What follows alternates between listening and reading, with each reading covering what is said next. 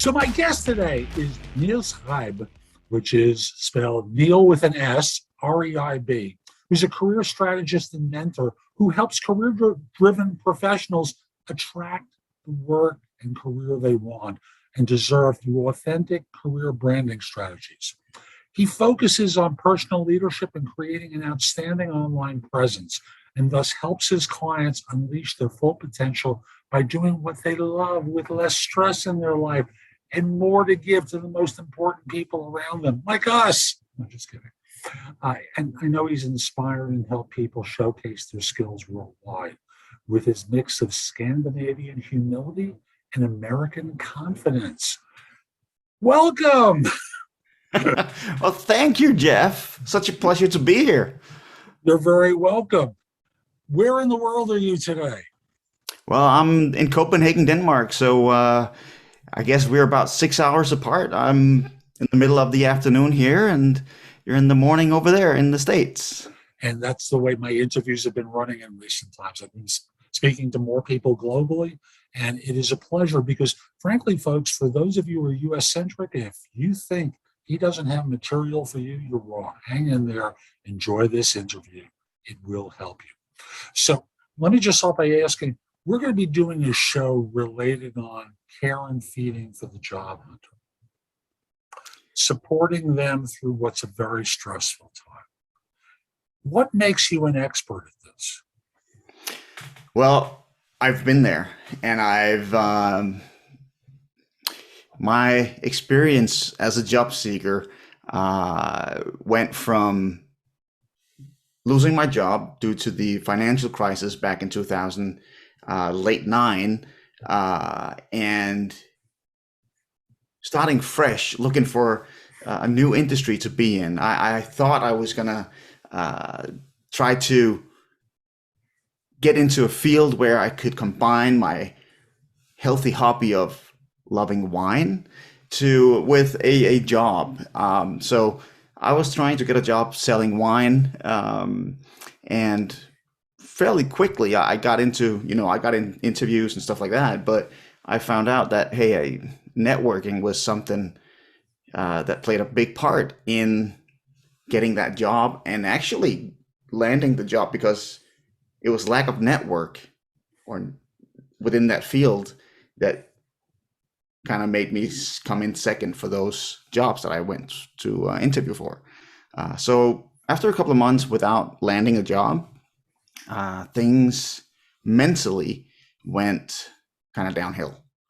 The couch got harder and harder to get out of, looking for jobs, and having that as my sole priority whenever I got up in the morning was not a healthy thing for me, and it's not for many people actually. So from there on, 6 months in, I went completely, I hit rock bottom, and I went from having a relationship to having no relationship. I got hospitalized. I went into the hospital with a depression. I was registered as a homeless person for a while. So, I didn't have much to look forward to, I felt. And thankfully, with the right kind of help, I got back on my feet and really dove in deep, looked inside, figured out, okay, what is it that I want? What is it that makes sense in my life? How can I create value? And how can I serve people being in that situation? And I felt like, hey, if my experiences with job seeking could help other people not go through what I went through, then it would be worth sharing that. And so I started a blog and started writing about not job search per se, but more about well-being as a job seeker, how to structure your day so that you have other stuff that gets you out of bed in the morning than job seeking, stuff that gives you energy to, go get through that period of time as a job seeker. Because I have this feeling, and I believe strongly, that if we don't take care of ourselves, if we're not mentally healthy and feel great, then we're not producing our best work. And that's no matter whether you're working in communication, whether you're a CEO or CFO or a job seeker. If we're not taking care of ourselves to the best of our ability, then we're not going to perform. And the thing is, if you're a job seeker and you're down, it's going to show and come through in your applications and at interviews. So It's like being desperate when you're dating. When you're dating and you're desperate, I'll simply say the other person can smell the desperation. And with that, no one likes desperate people. No one wants to hire someone who's in a funk. No one wants to hire someone who's depressed. They want to hire that passionate, enthusiastic individual, and the disconnect between the two leaks out no matter what you think you're doing to hide it. You may have the biggest, goofiest smile, but your voice may leak it out. Your body language may leak it out. And folks, you just got to be aware that what he's going to talk about today is designed to have you become alert to the signals so that in this way, you can get some support to pull yourself out of it or to help you pull yourself out of it. Because as happened with Niels, he shares that he needed help. And so many job seekers do and don't attend to it. Yeah, and the unfortunate thing here is being a job seeker, you don't have, maybe the resources to go out and hire a coach. And I tried to figure things out on my own. And it wasn't until afterwards when I got out on the other side that and spent the better part of a year, I think, just working on myself, doing the inner work to set the direction afterwards, to figure out what it was that I wanted out of life. And that's when it kind of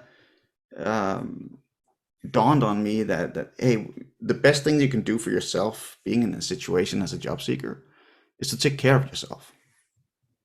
That's the main, your main goal is to take care of yourself. Your second goal is to get that job, of course, because you gotta, provide for yourself. But your main goal is to take care of yourself, make sure that you get out of bed in the morning, have something other than jobs, search to look for. That could be go for a walk in the morning.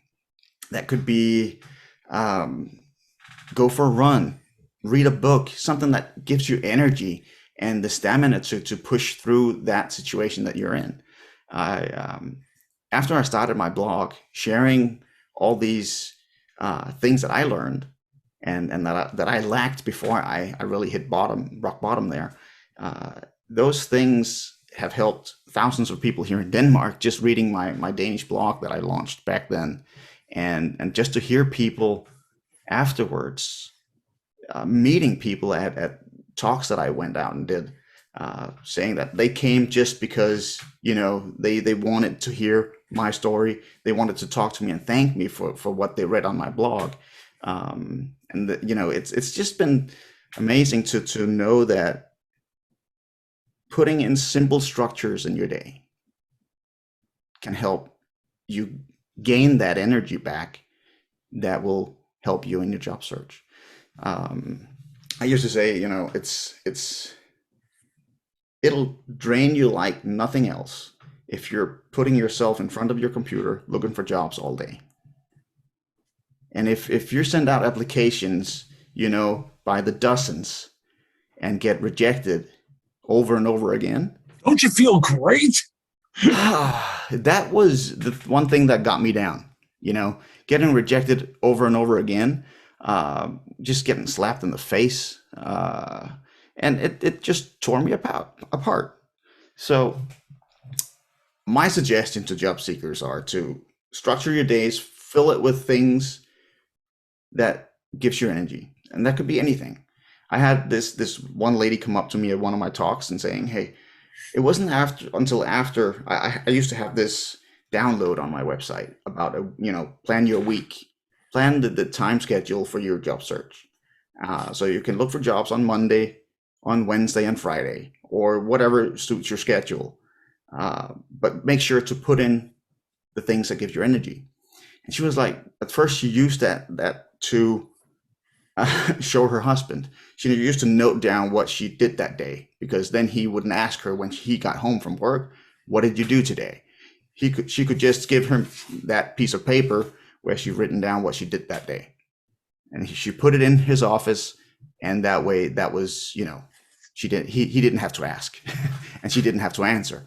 But then over time, after a little while, she actually started using that month or that weekly schedule and filling it out as she was supposed to. And she found out that doing garden work, this was in the spring, was where she gained energy. And with this mentality of, hey, you gotta have energy in order to apply for jobs, she all of a sudden allowed herself to do the garden work. What she did was she went on and looked at, the job postings during the morning. Then she went in the garden for a couple of hours.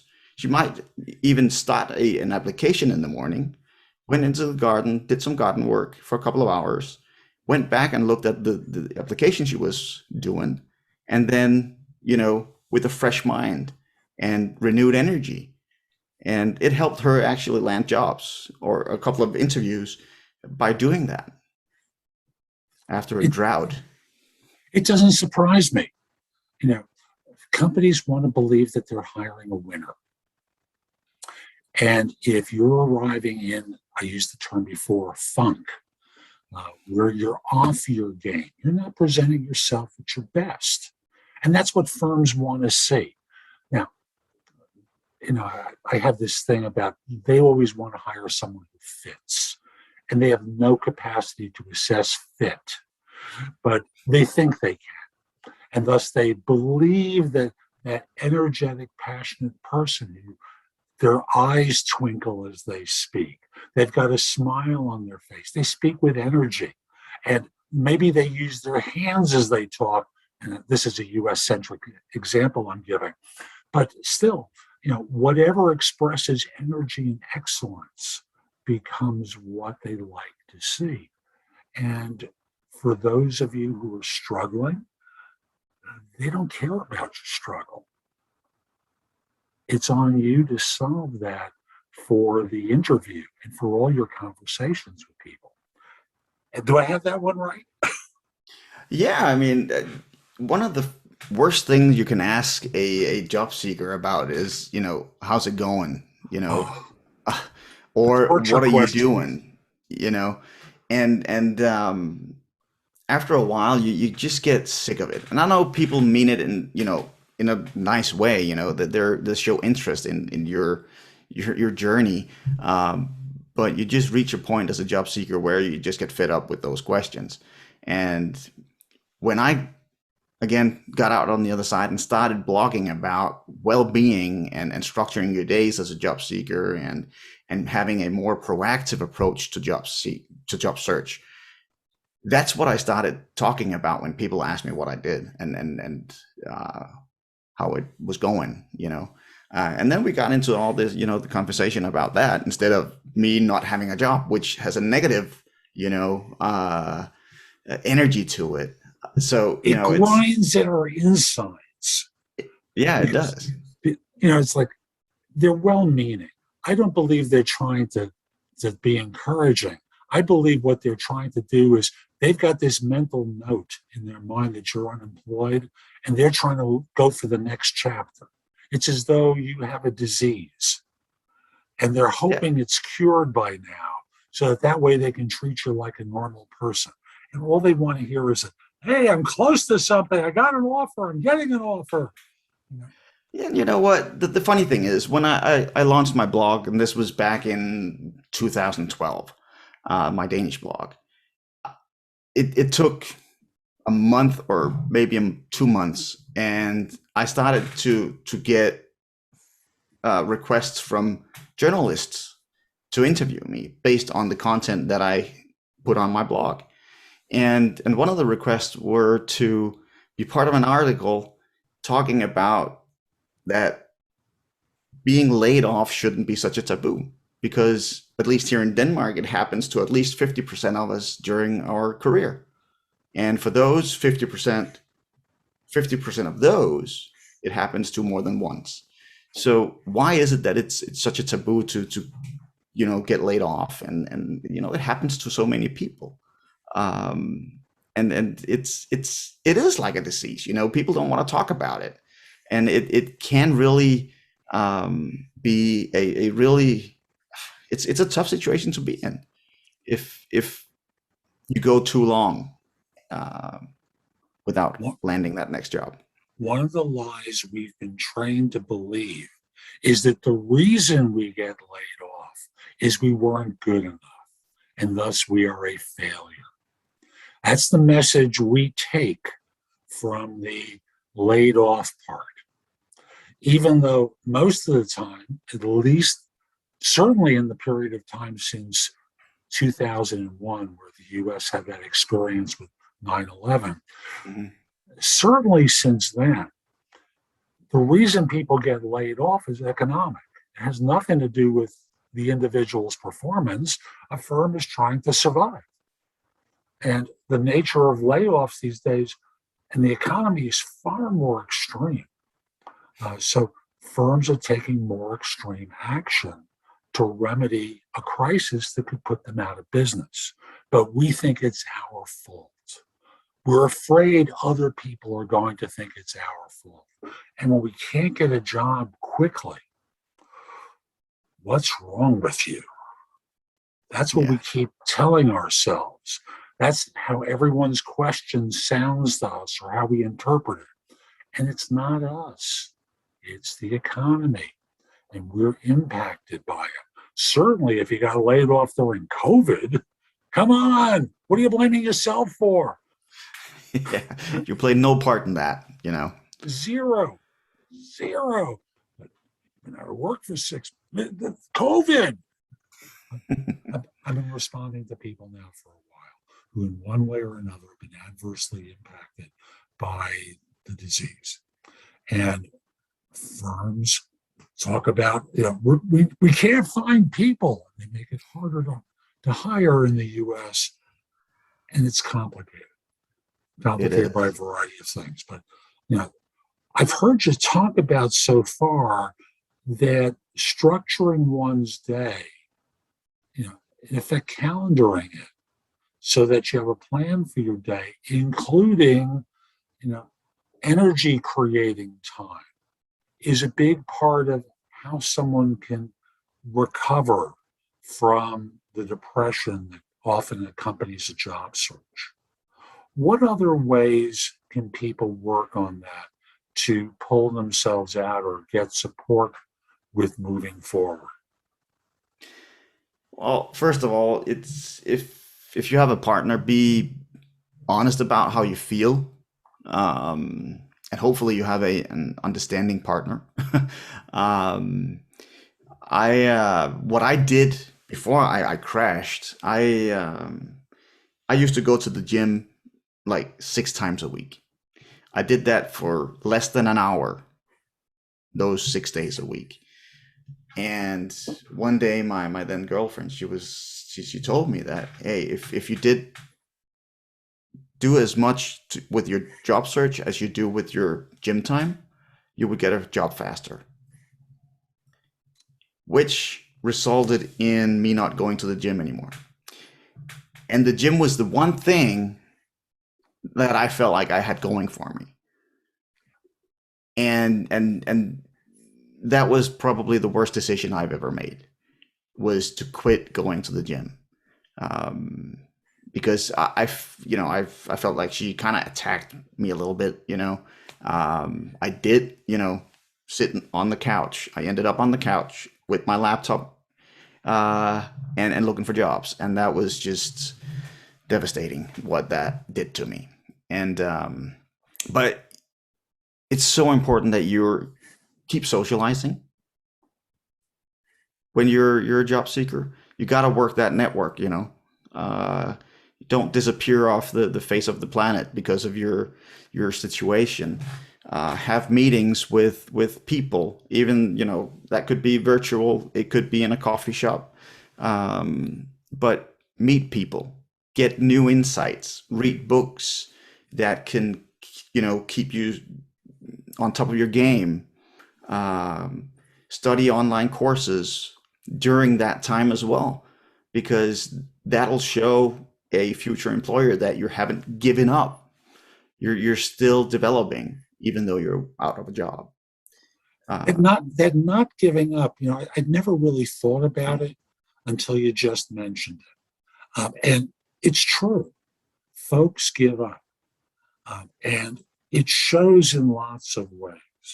And employers smell it. And thus, the idea that you're doing courses, whether it's online or at a school, makes no difference.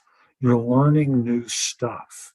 And whether you do LinkedIn Learning to take those courses, or you go through a formal program, you seek certification, whatever it is, doing things that demonstrate you're still in the game, you're not on the couch, and yeah, exactly.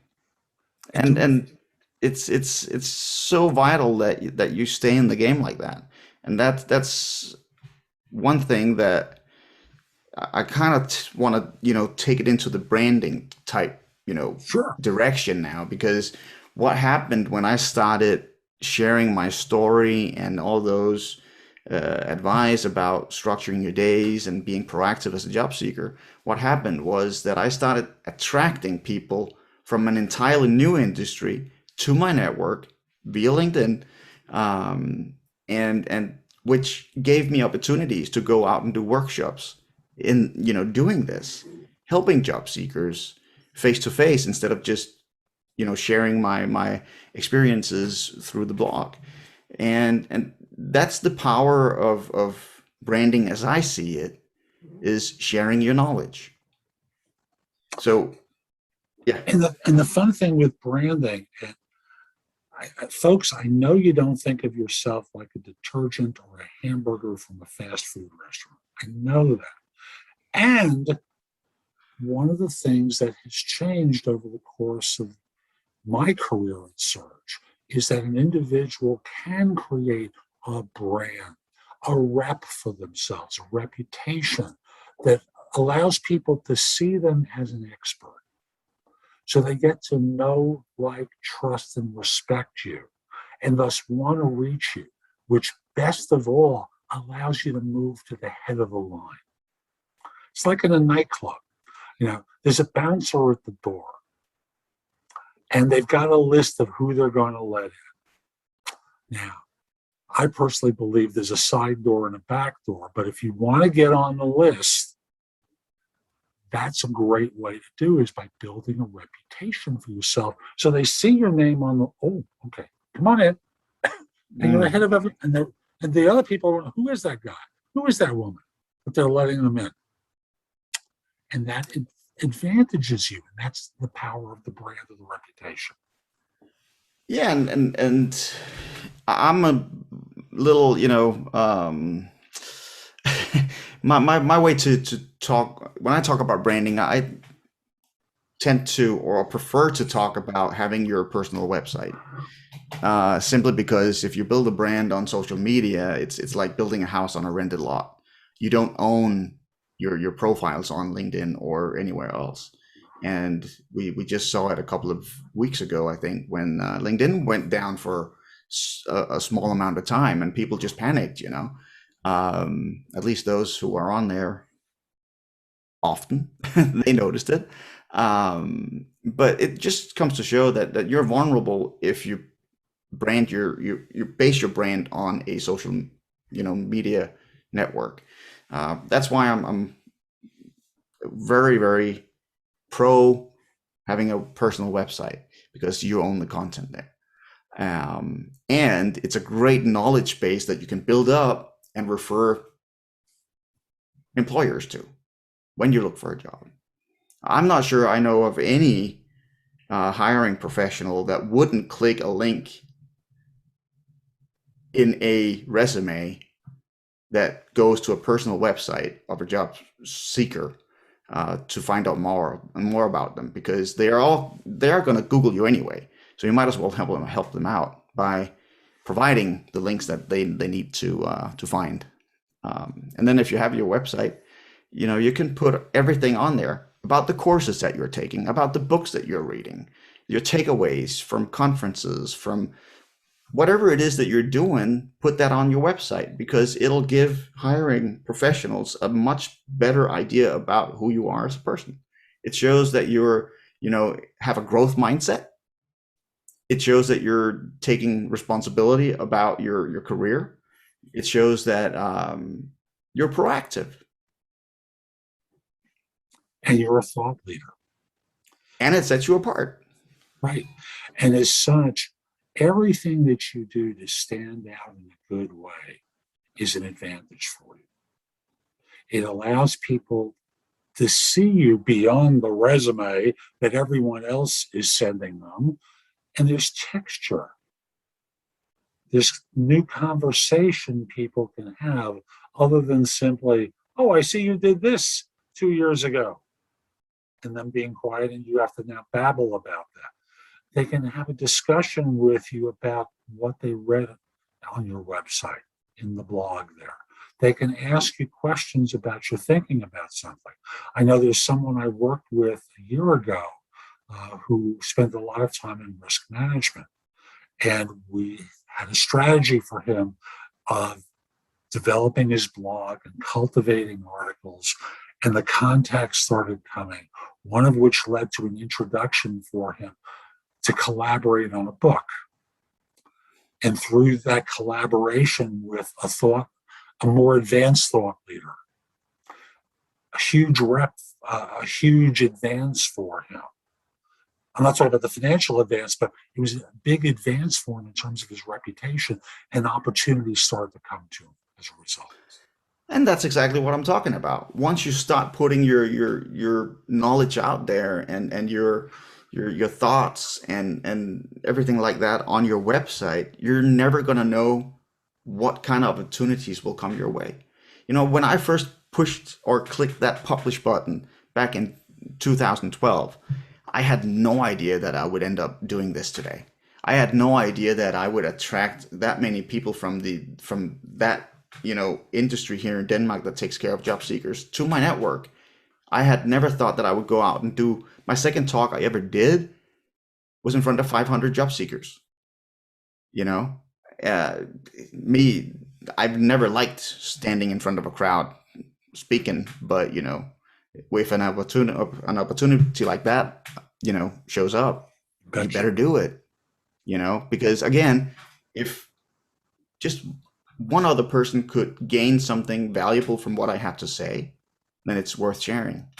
And that's been my approach ever since, and that's the approach that anyone could take.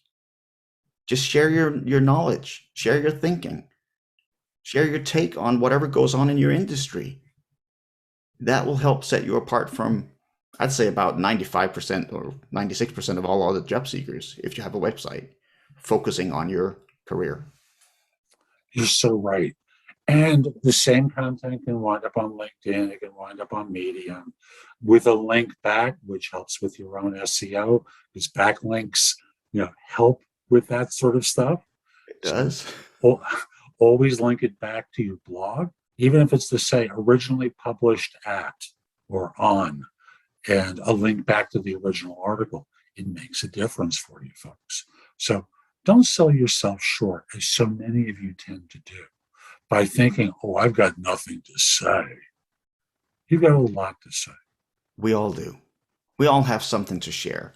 And as I say, you shouldn't do it to, become the next, I don't know, Vaynerchuk or whatever. It should just be your platform, your knowledge base that is focused on your career, where you share your takeaways and the things that you're passionate about professionally, because when you put that on your website, chances are a future employer will match and align with your values and give you a job that, fulfill you.